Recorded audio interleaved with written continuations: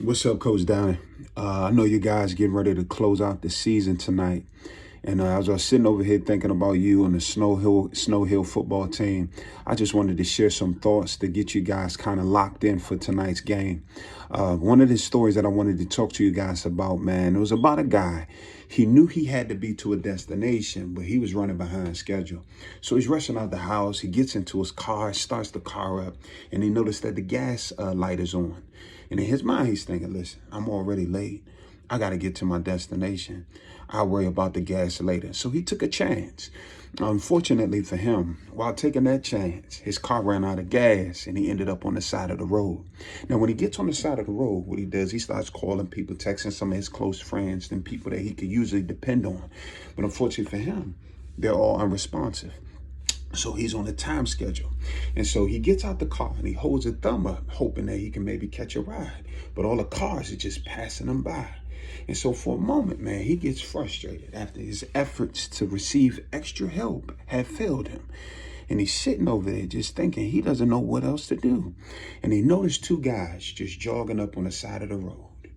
And he waves them over and get their attention. And so the guys walks over to him. He explains his situation to them. And they say, hey, listen, man, it's not a problem. It's a gas station right up there around the corner. What we're going to do is get behind your car and give you a push. And so the guys get behind the car, guys, and they begin to push. The only problem is the car still wouldn't move. And so they're trying to figure out, listen, we got behind the car pushing.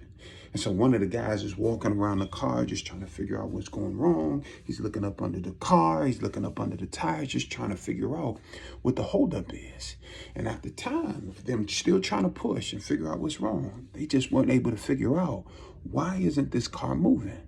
And so what the guys is listen, man, we don't know what's going on. We're not mechanics, but we're going to go finish our workout. Best of luck to you.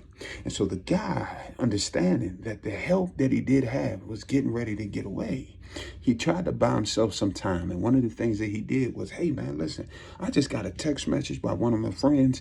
They'll be here any minute now. He was lying. And so what he did was he ended up getting back in the car in panic mode, kind of anxious, trying to figure out, like, what is he getting ready to do? And he's calling some of the same friends, texting people, just trying to get an update. And people are still unresponsive. And so while he's sitting in the car trying to buy himself some time, here's what happens. He gets a knock on his window. And it's one of the guys that was actually in the back of his car trying to give him a push. He said, hey, man, listen, we really got to get going here, man. And I looked all around the car to try to figure out what the holdup may be. He said, do you mind if I take a look on the inside of the car? Maybe it might be something that was overlooked that I could point out to you that could potentially be holding some things up. So the guy gets out the car, allows the other guy to get in. And listen to me, guys, it didn't take him long. And he talked to the guy. He said, listen, I know you said that your friend is on the way. And he said, I want you to know something. Even if your friend is the strongest person in the world and he got behind this car and pushed it, the car won't go anywhere, because this entire time, what I found out is you had the car in park. So the guy's like, what? And he looked, he noticed that the car was in park. And he got back in the car, guys, and he shifted gears. And the same two guys that were trying to help him before were finally able to help his car get to where he wanted it to be. And so the reason why I'm telling you guys this story, man, the reason why it stuck out to me is I know what it's like to go through life not having the support that I thought I needed in order for me to get to where I wanted to be, just for me to realize that the change that I thought needed to happen on the outside really just needed to happen on the inside. And to help you guys understand what I mean, like growing up as a little kid, one weekend when my mom wanted to take me and my siblings out of town to go visit some relatives. So we go out of town for a few days and then we head back home. And on our way back home, as my mom, she's driving up to the house in her car, she noticed that all our clothes and stuff was laid out in the front yard. So my mom, she parks her car to get out, to make her way up to her house to try to get in. Listen to me, guys. She put her key into the lock and starts turning, but her key doesn't work because the locks had been changed. And attached to the door was this letter. And the letter said, Janet Powell and the kids no longer live here. Here's the crazy thing about the letter, though, fellas. The letter was not an eviction notice from the landlord because my mother didn't pay the rent. That letter actually came from my father.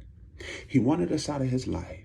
Therefore, he decided to lock us out the house. And it's because of that I believe I grew up struggling. Now, I'm not going to sit up here and say I had it the worst, because I didn't. But that same day that my mom got put out the house with all our clothes and stuff in the front yard, my mom, what did she do? She went looking for help from some relatives. And when she gets to one relative's house, explaining to them her situation, the relative said, you need to go back home to your husband because your kids are probably going to end up in jail and they will never make it without their father. And so how does my mom respond to the limited support? Eventually, guys, we move out and get our own spot. And my mom, she struggles to raise us. At times, we had at times I was trying to take showers. There was no water. Times, open up the refrigerator. We had no food.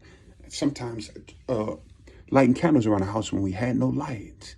But this entire time while we're going through this, I had this hope that maybe one day my father would come back into our life and help us out.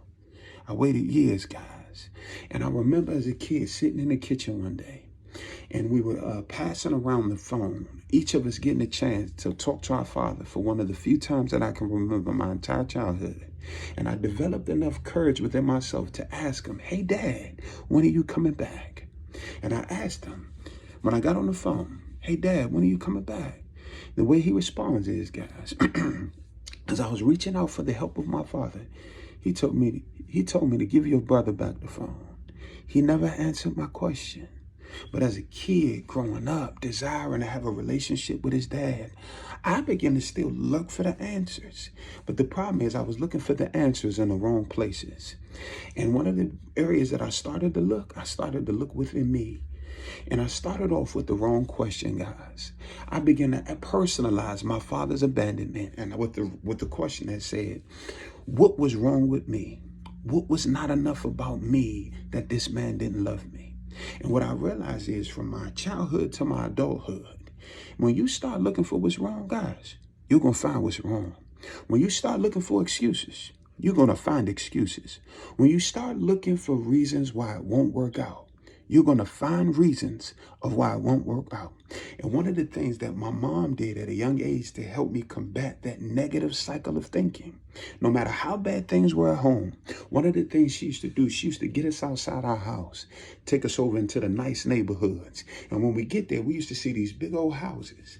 And no matter how big the houses was, my mother used to always say, one day, we're going to have a house like this. And she kept doing it to us over and over and over again and over again.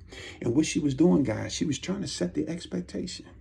And life, guys, for me, it may have started off bad, but my mom wanted us to understand that it can finish good. Because no matter what you're going through in life, guys, what I realized, you don't have to stay where you started. And so growing up as a kid, one of the things she always used to do, she used to continue to take us over these nice neighborhoods because she wanted to show us better. And then she would tell us we could have better. And she kept doing it, guys. She used to show us better. And then she would tell us we can have better. And one of the things that she used to always tell me, she used to say, you're going to college. And I remember it was my freshman year going into high school. I was 6 feet, 240. And the football coaches were just looking at me saying, boy, you got potential. You're going to get a D1 scholarship. And he kept telling it to me throughout my career that I'm going to get a D1 scholarship, so much to the point that they set the expectation that I'm going D1. But guys, I'm going to tell you, my football team, my freshman year, we won one game. My sophomore year, we won one game. And I remember going into my junior season, getting the football equipment, all of us getting hyped, people getting their shoulder pads and their helmets, one after another.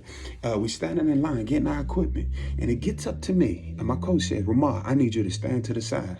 So I stand to the side, and I watch one kid after another kid get their equipment.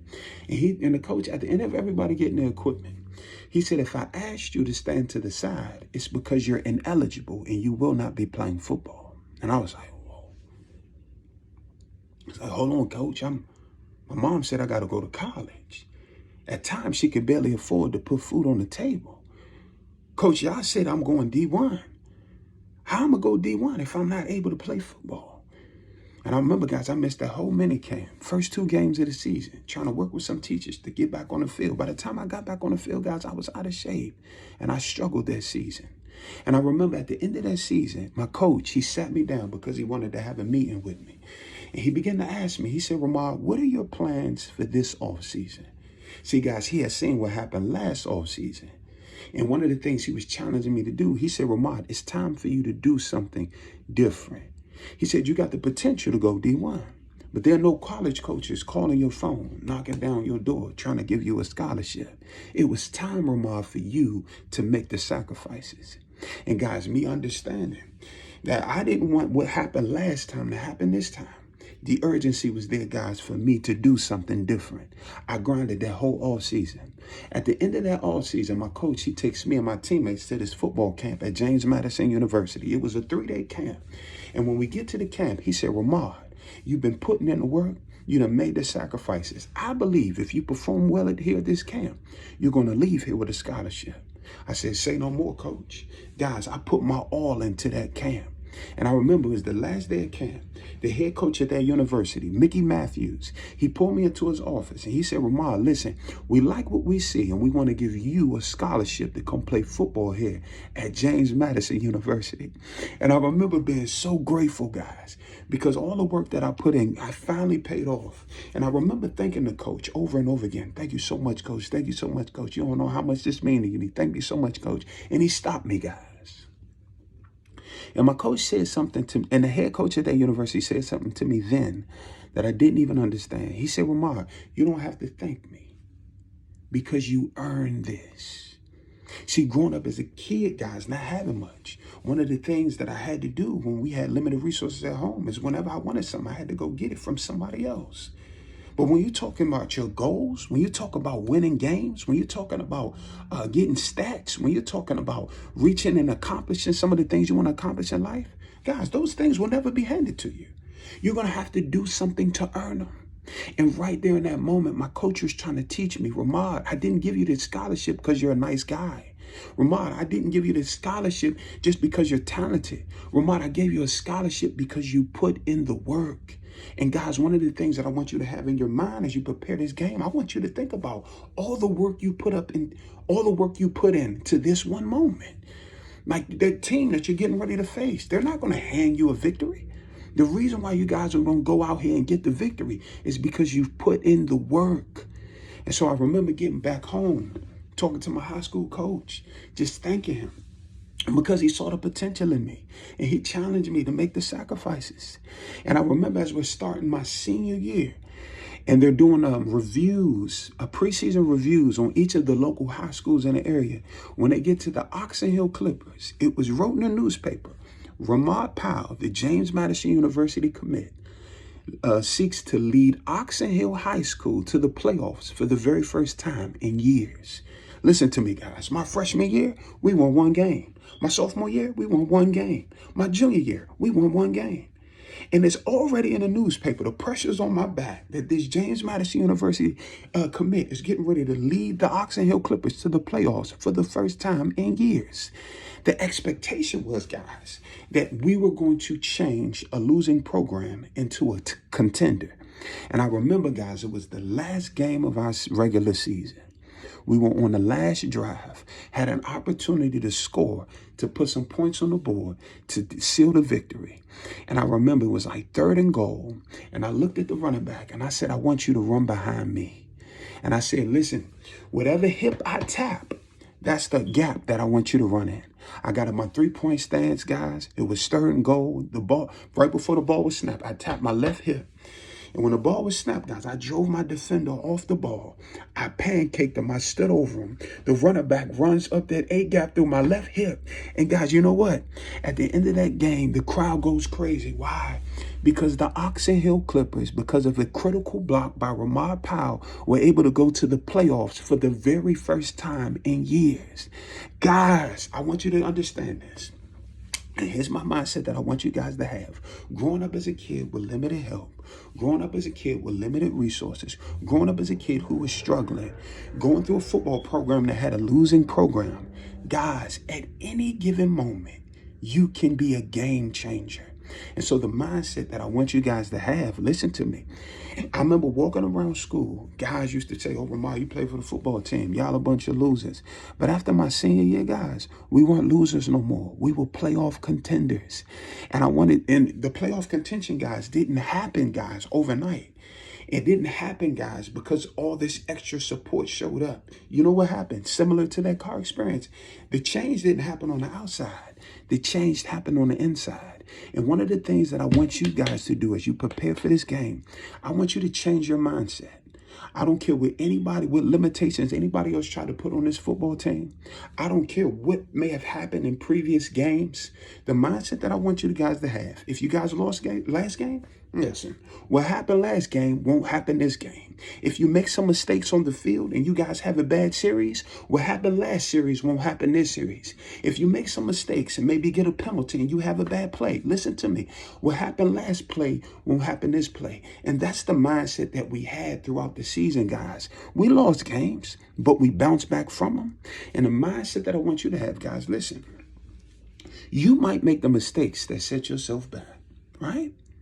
You might make mistakes and fall down, but I want you to know you can get back up again.